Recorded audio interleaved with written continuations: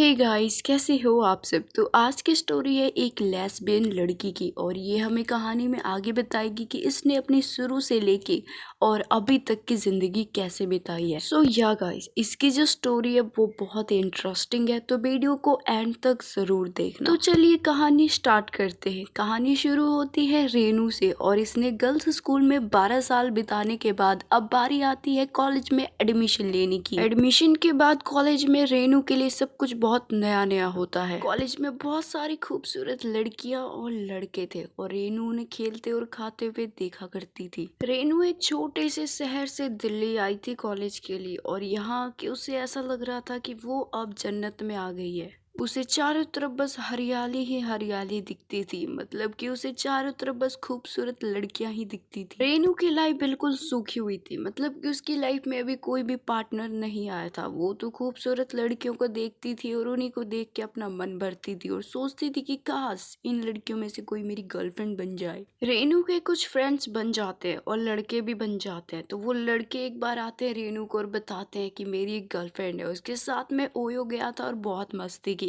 उसको सुन के रेनू का भी मन करता है कि किसी लड़की के साथ वो भी ओयो जाए और उसके साथ फन करे। उन सब की बातें सुन के अब रेनू भी अडल्ट मैगजीन पढ़ती थी और कभी कभी पॉर्न देखती थी और मस्टरबेट भी करती थी। और जब रेनू एक बार सोचती है कि उसकी लाइफ में आज तक कोई भी लड़की नहीं आई, तो ये सोच के रेनू थोड़ा सा दुखी हो जाती है। रेनू पढ़ने में बहुत अच्छी थी, इसलिए उसे सभी टीचर्स और उसके पेरेंट्स बहुत प्यार करते थे और उस पर नाज करते थे। रेनू को उसके दोस्तों से प्यार मिला, पेरेंट्स से प्यार मिला, इवन टीचर्स से भी उसे बहुत प्यार मिला, लेकिन फिर भी उसके दिल में एक खाली जगह थी और वो जगह थी किसी लड़की की, यानी कि उसके सोलमेट की। वो अपनी सोलमेट की तलाश में हमेशा रहती थी, लेकिन उसे अभी मिली ही नहीं। रेनू को लगता है कि शायद कॉलेज में उसकी कोई गर्लफ्रेंड बन जाए, लेकिन पढ़ाई के प्रेशर से और जॉब के प्रेशर से और फैमिली भी कहती है कि बेटा मन लगा के पढ़ाई करना, इस वजह से वो कभी भी अपने सेक्सुअल इंटेंशन के बारे में किसी को बता ही नहीं पाता। और वो किसी लड़की को प्रपोज करे, उसके पास इतना टाइम ही नहीं था क्योंकि वो बहुत पढ़ाकू इंसान थी, पढ़ाई में बिजी रहती थी। देखते ही देखते रेनू का कॉलेज भी खत्म हो जाता है, लेकिन अभी तक इसकी लाइफ में कोई इसको चाहने वाली नहीं आई। रेनू जितनी भी लड़कियों को जानती है उनके ऑलरेडी पार्टनर्स है, वो कमिटेड है। और इधर रेनू की लाइफ में कोई भी नहीं, वो बस तन्हा रातों को चांद को देखती थी और कभी कभी पोर्न्स देख के मस्टरबेट करके सो जाती थी। रेनू को अब एक अच्छा जॉब भी मिल जाता है और इसकी फैमिली के लिए ये बहुत ही गर्व की बात थी। लेकिन इतना कुछ होने के बाद भी रेनू अपनी लाइफ से खुश नहीं थी। वो खुश क्यों नहीं थी ये तो आपको पता ही है। रेनू को अब जॉब करते हुए 2 साल हो जाता है और इसके पास बहुत सारे पैसे भी आ जाते हैं और ये दिखने में भी खूबसूरत है। इसके फ्रेंड्स इस पे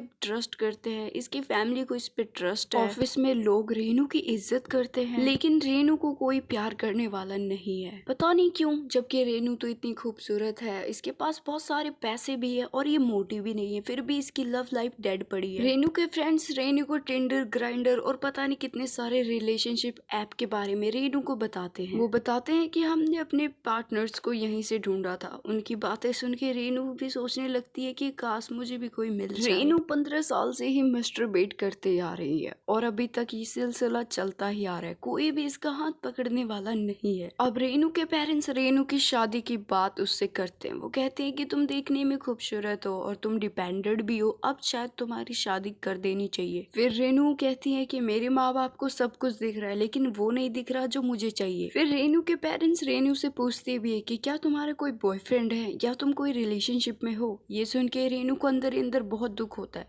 और वो सोचती है कि आखिर मैं इनसे अब क्या ही बोलूं। रेनू के पेरेंट्स कहते हैं कि हम तुम्हारी लव मैरिज भी करा देंगे, लेकिन हमें बताओ तो वो कौन है।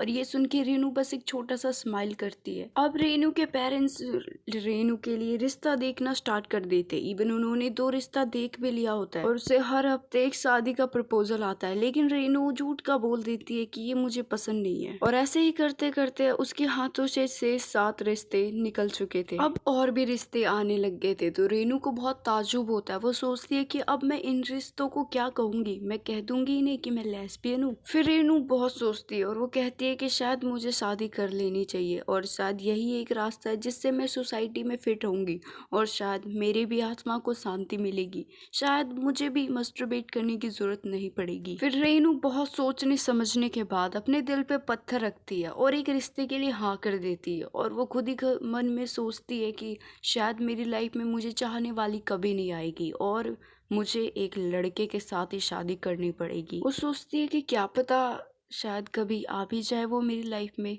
फिर वो सोचती है कि शायद नहीं भी आएगी, क्योंकि लव लाइफ तो इसकी डेड पड़ी है। इसकी उम्मीद रखना बहुत ही गलत है इसके लिए। और यही सोच के वो शादी के मंडप में जाके बैठ जाती है। उम्मीद करती हूँ कि आपको कहानी पसंद आई होगी। और हाँ दोस्तों, मेरे फाइनल एग्जाम आने वाले हैं, इस वजह से मैं कहानी अच्छे से नहीं लिख पा रही हूँ, क्योंकि मेरा पूरा फोकस पढ़ाई पे ही है। क्योंकि यार 12 साल की मेहनत है। बाय द वे मैं तुम्हें बता देती हूँ कि मैं 12th क्लास में हूँ और इस बार मैं 12th के बोर्ड्स का फाइनल देने वाली हूँ। इस वजह से बहुत डर लग रहा है, मैं स्टोरी अच्छे से नहीं लिख पा रही। Hope you guys understand. लेकिन दोस्तों, जैसे ही 12th के एग्जाम खत्म होते हैं, बहुत ही कैडी कैडी वीडियोस आने वाली है। तो या गाइस, अपना प्यार ऐसे ही बना के रखना। और अगर आप मेरे चैनल पे पहली बार आए हो तो प्लीज यार जल्दी से चैनल को सब्सक्राइब कर लो। मैं मिलती हूँ आपसे नेक्स्ट वीडियो में।